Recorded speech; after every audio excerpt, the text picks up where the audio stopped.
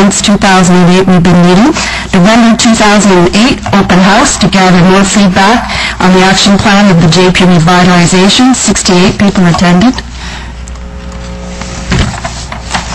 March 2008, design chariot workshop to develop design ideas into one concept plan for JP Bus Terminal and Stony Plain Road from 142nd to 170th, 64 people. May 28th, final approval. Presentation to community and businesses for their feedback, 49 people attended. October 2008, JP Revitalization developed 3 subcommittees, building, communications, and safety. Each meeting once a month, 45 people in total. January 2009, JP Revitalization strategy approved by City Council. February 2009, workshop to finalize design ideas and develop specific goals for character areas and building consensus. 25 people attended. March 2009, open house, land use, urban design to gather feedback on preliminary design ideas and potential rezoning. 105 people attended. Just to, in summary, because I see the orange light, Council has to agree with me that this has been a lot of time, effort, passion put together by community and businesses that really believe in a vision, believe in a change, and we believe that the LRT will help, but not running it down the center of Stony Plain Road. Thank you. Just one last thing. It's a quote. Never doubt that a small group of thoughtful, committed citizens can change the world. Indeed, it is the only thing that ever has. Thank you. Councillor Batty? Ms. Carrick, with all the meetings that your community held, and did you actually look at where you would like to see the LRT run to be able to service Stony Plain Road? We only looked at the JP terminal. There was actually no discussion of the LRT. Okay, so you basically feel that your business association, BRZ, feels that running it down Stony Plain Road would be devastating to the businesses that are there. Absolutely. And just a question, and you may not even have that information. Just thinking about, and the number of people that have chatted to us today about how long their business has been on Stony Plain Road, is there any data as to how many business, what the turnover is on, of businesses in that area? I wouldn't say the turnover is as great as more businesses moving in to fill vacant buildings. Okay, great. Thank you. It's a question I guess we'll have to start asking in order to say whether this is going to be effective. But thank you very much. Thank you, Councillor Batty. Councillor Kershell. Thank you, Madam Deputy Mayor. Thank you for your presentation. In terms of the work that you guys did in 2007, I appreciate that LRT wasn't necessarily the purpose behind it. It was to revitalize the area. It was to revitalize the area. But the concern that the businesses have is, obviously, from what I can see from your submission, parking is a real concern. Parking is a concern, yes. And most of the businesses need that type of parking is one of the concerns that you have? It's a mix. There are some businesses that have ample parking, and then there's some businesses that have no parking. And in terms of the LRT coming down Stony Plain Road,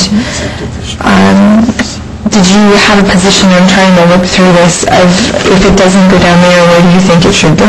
We believe a win-win scenario would be 100th.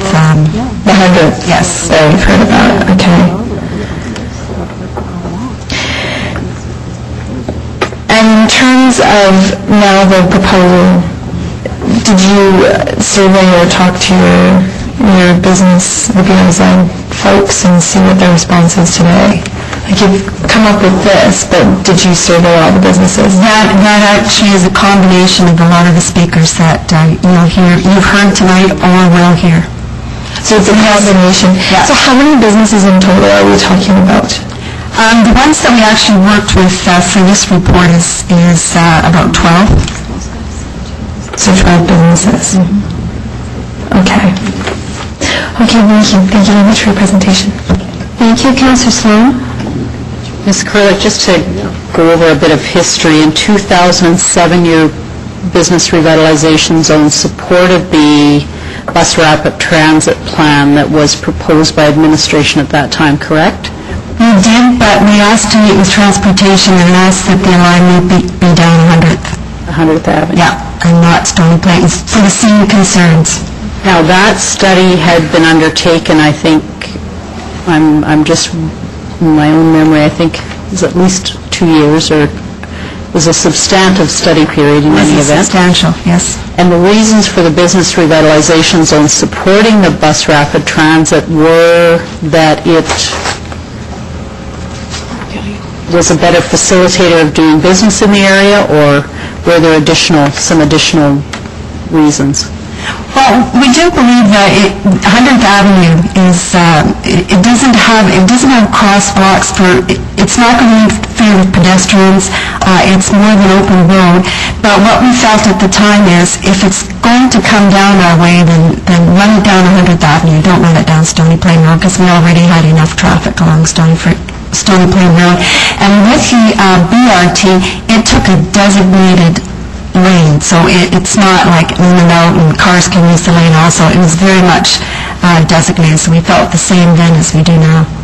And so when was the BRZ first consulted about the LRT coming down that corridor? When did you...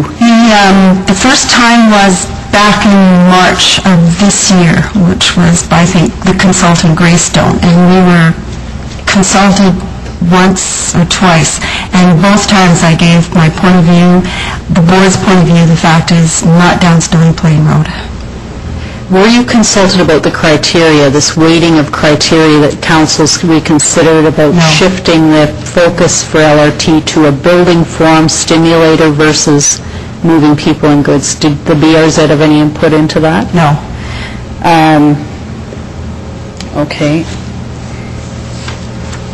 And then just to go back to the slides that you shared with us about the substantive work undertaken by citizens in the community, the businesses, the community leagues, etc. The vision that the collective group had was increasing walkability, family environment, more of a family neighborhood, community. Okay, and so people on the street, basically. So the stations then that are proposed in the Stony Plain route as it stands today, do they facilitate the vision? No, they don't. They stop at 149, or they propose to stop at 149th and 156 with no stop in between and no bus transit in between either. So our biggest problem is we see a lot of elderly on the street. We see a lot of mothers with children pushing carts. How are they going to, when it gets a bit colder, how are they going to get from 154th to 151st? It may sound easy to walk, but when it's cold, it becomes tough. Did you make those points to the administration that there needed to be a station in the middle? When we finally, what had happened is, as soon as Stony Plain Road was announced, I had immediately asked transportation to come do a presentation to our board, which they did, but a lot of those questions couldn't be answered. It strikes me that the only grocery store, well, there's two actually. There's one at Jasper Gates at 149th, but there's one, the IGA, is more middle section. Now, the proposal would kill that grocery store, I would think, except for those that can walk to it. But, absolutely. There wouldn't be the same accessibility to the IGA because there's no station that's accessible to that store. That's right. There's that, there's the bike shop, there's the vacuum cleaner shops, there's rental shops, there's a lot of businesses that will be affected. The one group I haven't heard from, we also have a significant seniors complex that's also in that middle corridor where there would not be a station. That's right. And I don't think anyone's registered to speak from them, but were they at all part of the revitalization committee work, any of the seniors groups in the area? Not that I'm aware of, but I'm sure they've attended the open houses and put their input in, because that was part and parcel of the whole process. It wasn't just about the committees. There was a lot of consultation with the public and lots of opportunity. Okay, thank you very much. Thank you. Councillor Caterina? Thank you, Madam Chair. I'm not